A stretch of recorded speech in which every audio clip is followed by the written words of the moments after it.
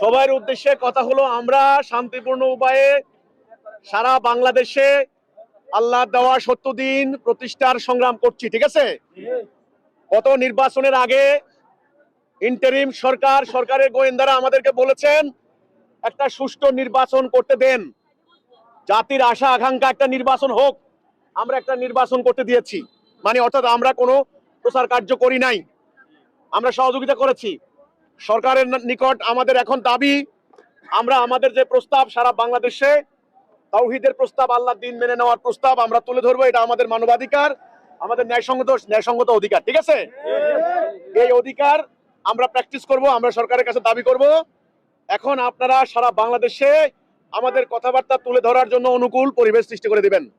কোনো উগ্রবাদী, মব সন্ত্রাসী, ধর্ম ব্যবসায়ী, মিথ্যা ফতোয়াবাজ কেউ যেন আমাদের কোনো কার্যক্রমে প্রতিবন্ধকতা সৃষ্টি করতে না পারে। আপনারা মাঠে থাকবেন, ঠিক আছে।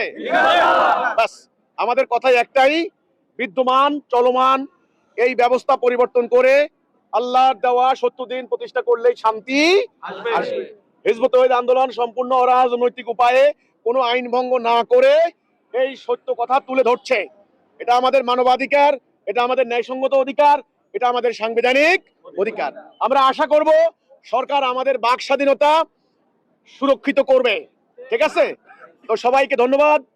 সবাই আগামীকালকে থেকে মাঠে ময়দানে আল্লাহর এই সত্য দিন প্রতিষ্ঠার সংগ্রামে ঝাঁপিয়ে পড়ুন, ঠিক আছে।